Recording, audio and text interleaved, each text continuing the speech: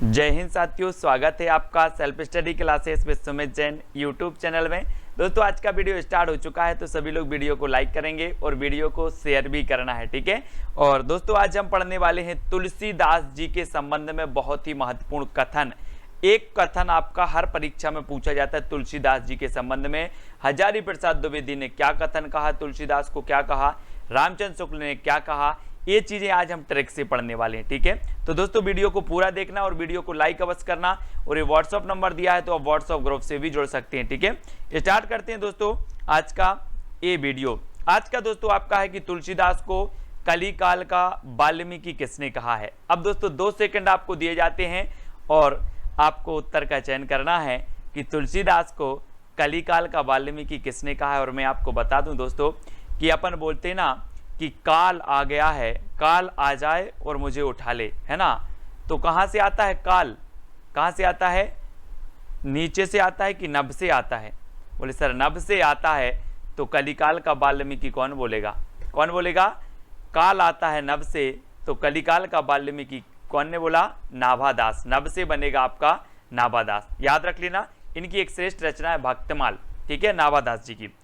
फिर दोस्तों आपको अगला है, तुलसीदास को बुद्ध देव के बाद सबसे बड़ा लोकनायक किसने कहा है। ये क्वेश्चन कई बार पूछा गया दोस्तों एग्जाम में। अब 2 सेकंड में आपको बताना है और मैं आपको बता दूं कि बुद्ध देव के बाद सबसे बड़ा लोकनायक बताना है। और आपको पता होगा कि लोग क्या बोलते हैं, मेरा सन लोकनायक है, मेरा सन यानी पुत्र, मेरा सन लोकनायक है ना। तो बुद्ध देव के बाद सबसे बड़ा लोकनायक कौन है, सन, कौन है, सन। तो सन से ग्रियर्सन, ठीक है। इन्होंने ये कहा था कि बुद्ध देव के बाद सबसे बड़े लोकनायक हैं कौन, तुलसीदास। किसने कहा था, ग्रियर्सन साहब ने, ठीक है। ऐसे याद करेंगे। तुलसीदास को रूपकों का बादशाह किसने कहा, रूपकों का बादशाह। अब 2 सेकंड में आप अपने उत्तर का चयन करेंगे। दोस्तों आपको पता है कि रूपकों का बादशाह है। और आपने देखा होगा कि अपन बोलते ना कि भगवान के अनेक रूप हैं, भगवान के अनेक रूप हैं और रूपकों का बादशाह कहा तो कौन कहेगा, कौन कहेगा, भगवान दीन। क्योंकि भगवान के क्या हैं, अनेक रूप हैं। और रूपकों का बादशाह कहा लाला भगवान दीन ने। अब याद रख लेना, रूपकों का बादशाह जैसे ही आपसे पूछा जाएगा और आपको याद आ जाएगा भगवान के रूप अनेक हैं, है ना। तो लाला भगवान दीन आपका बिल्कुल सही होगा। अब दोस्तों तुलसीदास को आनंद वन का वृक्ष किसने कहा। तो 4 विकल्प हैं और आपको पता है कि वन के वृक्ष में दोस्तों मधु बहुत मिलता है, मधु बहुत मिलता है और आनंद आता है। तो आनंद वन का, आनंद के वनों के वृक्ष में मधु मिलता है। क्या मिलता है, वन के वृक्षों में मधु मिलता है। और मधु मतलब शहद भी होता है, तो मधु मिलता है। तो डॉक्टर मधुसूदन सरस्वती ने कहा कि आनंद वन का वृक्ष। तो वन के वृक्षों में क्या मिलता है, मधु। तो आनंद वन का वृक्ष कौन बोलेगा, मधुसूदन सरस्वती, यानी सी नंबर आपका बिल्कुल सही हो जाएगा, ठीक है। बढ़ते हैं अगले क्वेश्चन की ओर दोस्तों। तुलसीदास को समन्वयवादी कवि किसने कहा, समन्वयवादी कवि। ये कथन किसका, उन्होंने कहा कि तुलसीदास समन्वयवादी कवि थे। अब ये कथन किसका है, आपको पता है दोस्तों। आप लोग बोलते हैं कि मैंने हजारों लोगों का समन्वय करवाया। क्या करवाया, हजारों लोगों का समन्वय करवाया। तो ये समन्वयवादी कवि कौन बोलेंगे, हजारों लोगों का समन्वय करवाया तो हजारी प्रसाद द्विवेदी। इन्होंने कहा कि तुलसीदास समन्वयवादी कवि थे। किसने कहा, हजारी प्रसाद द्विवेदी ने। क्योंकि हजारों लोगों का क्या करवाया, समन्वय करवाया, ठीक है। इस प्रकार से याद रखेंगे। अगला है दोस्तों, तुलसीदास को मानस का हंस किसने कहा। 4 विकल्प हैं और आपको पता है कि मानस का हंस यानी हम बोलते हैं कि हमारा मन तो चाहता है कि अमृत मिल जाए। हमारा मन या हमारा मानस क्या चाहता है, अमृत मिल जाए और इस जन्म मरण की जो झंझट है इससे मुक्ति मिल जाए, है ना। तो मानस चाहता है, मन चाहता है। तो मानस का हंस क्या चाहता है, अमृत मिल जाए। तो अमृतलाल नागर, है ना। इन्होंने दोस्तों तुलसीदास जी के जीवन पर आधारित इन्होंने मानस का हंस एक रचना है इनकी, अमृतलाल नागर साहब की, है ना। तो ये मानस का हंस किसने कहा, अमृतलाल नागर साहब ने, ठीक है। अगला है, तुलसीदास का काव्य समन्वय की विराट चेष्टा है। तो अभी हमने समन्वय के बारे में पढ़ा है कि तुलसीदास समन्वयवादी कवि थे और समन्वय करवाया हजारों लोगों का। तो तुलसीदास का काव्य समन्वय की विराट चेष्टा है, ये भी कौन बोलेंगे, कौन बोलेंगे, हजारी प्रसाद द्विवेदी, यानी कि आ नंबर आपका बिल्कुल सही हो जाएगा। ठीक है, ये नंबर।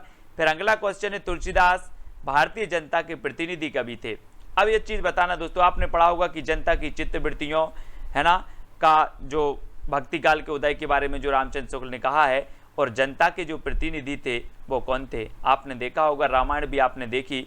बोले सर राम तो जनता के प्रतिनिधि थे। क्या थे? राम जनता के प्रतिनिधि थे। तो हम बोलते हैं कि राम राज्य है ना, राम राज्य। ये जनता के प्रतिनिधि कौन थे? राम। तो राम से बनेगा क्या? रामचंद्र शुक्ल। इन्होंने कहा भारतीय जनता के प्रतिनिधि कवि थे तुलसीदास। किसने कहा? शुक्ल जी ने। ठीक है, अगला क्वेश्चन है दोस्तों, तुलसीदास को उत्प्रेक्षाओं का बादशाह किसने कहा है? और आपको पता है कि हमारे मन में विभिन्न प्रकार की उत्प्रेक्षाओं का उदय होता है, होता कि नहीं होता? बोले सर बहुत सारी उत्प्रेक्षाओं का उदय होता है। तो उत्प्रेक्षाओं का उदय होता है, तो उत्प्रेक्षाओं का बादशाह कौन बोलेगा? उदय होता है तो उदय भानु सिंह, है ना। उत्प्रेक्षाओं का क्या होता है? उदय। तो उत्प्रेक्षाओं का बादशाह भी कौन बोलेगा? उदय भानु सिंह। ठीक है, ये चीज याद रखनी दोस्तों, आपको याद हो जाएगी। और कभी पेपर में ये क्वेश्चन आ जाए और फिर बता देना कि सर मेरा गलत हो गया, मैंने एक बार बस आपका वीडियो देखा था और मेरा ये क्वेश्चन गलत हो गया। नहीं होगा साथियों, ये चीज आपको याद आएगी उत्प्रेक्षाओं, और वो ट्रिक भी याद आ जाएगी कि उत्प्रेक्षाओं का उदय होता है मन में। ये याद आ जाएगी, आप परीक्षा हाल में बैठ के देखना कभी, ये सारी ट्रिकें याद आएंगी। ठीक है, अगला है, तुलसीदास को भक्ति काल का सुमेरु किसने कहा? सुमेरु बताना है दोस्तों, और मैं आपको बता दूं सुमेरु से बना मेरु। मेरु पर्वत शिखर अपन बोलते ना कि मेरु पर्वत शिखर, और आपको पता है कि जो मेरु होते हैं ऊंचे ऊंचे पर्वत शिखर होते हैं, जब हम नीचे से देखते हैं तो ऐसे लगते हैं कि ये जो मेरु हैं वो नभ को छू जा रहे हैं, नभ को छुए जा रहे हैं। कौन? मेरु।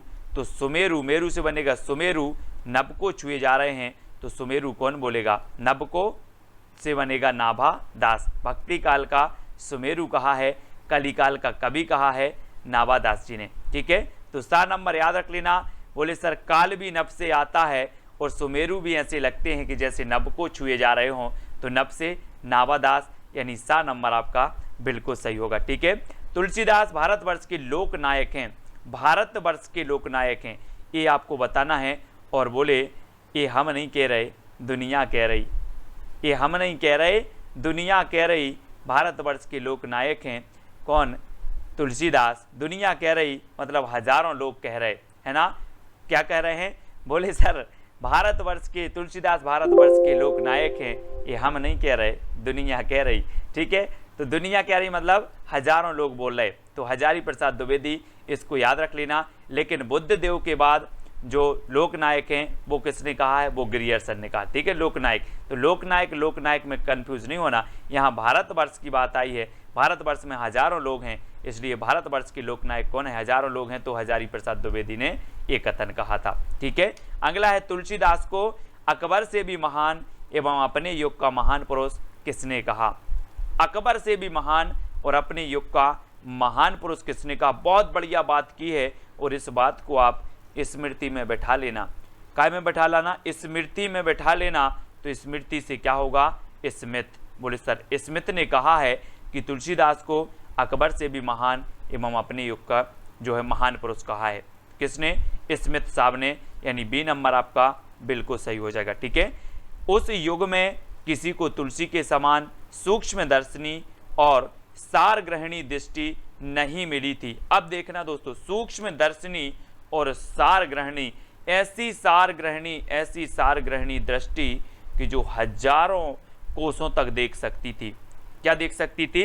बोले सर ऐसी सूक्ष्म दर्शनी, ऐसी सार ग्रहणी दृष्टि मिली कि वो हजारों कोसों तक देख सकती थी। हजारों से बनेगा क्या? हजारी प्रसाद द्विवेदी, है ना। हम बोलते ना कि हमारी दृष्टि 1 किलोमीटर तक देख सकती है, लेकिन तुलसीदास के समान सूक्ष्म दर्शनी सार ग्रहणी दृष्टि नहीं मिली थी, ऐसी दृष्टि नहीं मिली थी। इनकी दृष्टि कैसी थी फिर? बोले सर तुलसीदास की दृष्टि ऐसी थी जो हजारों कोसों तक, हजारों वर्षों तक देख सकती थी। यानी ये नंबर आपका बिल्कुल हजारों से बनेगा, हजारी प्रसाद द्विवेदी। ठीक है, भारतवर्ष का लोकनायक हम नहीं कह रहे, दुनिया कह रही। दुनिया कह रही मतलब हजारों लोग कह रहे, तो हजारी प्रसाद द्विवेदी। ये भी आपको याद रख लेना। तुलसीदास लोकनायक के कवि थे, हजारी प्रसाद द्विवेदी। ठीक है, अगला है कविता करके तुलसी न लसे, कविता ही लसी पा तुलसी की कला पंक्ति। और आपको पता है कविता करके तुलसी न लसे, और दोस्तों आपको पता है कि तुलसीदास ने अयोध्या के राजा जो राम थे, अयोध्या के जो राजा राम थे, उन पर ज़्यादा कविताएं लिखी। किसने? तुलसीदास ने। कहाँ के राजा? अयोध्या। तो कविता करके तुलसी न लसे, कविता ही लसी पा तुलसी की कला पंक्ति। तो अयोध्या के राजा राम की पंक्ति इन्होंने भक्ति की है।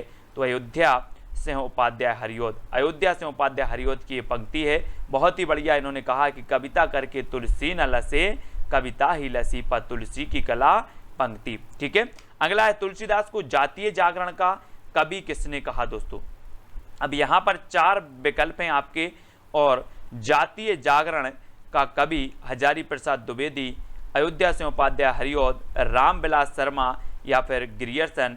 और दोस्तों आपको पता है कि जागरण करके हमें क्या नहीं करना? क्रीड़ा नहीं करना, क्रीड़ा, है ना?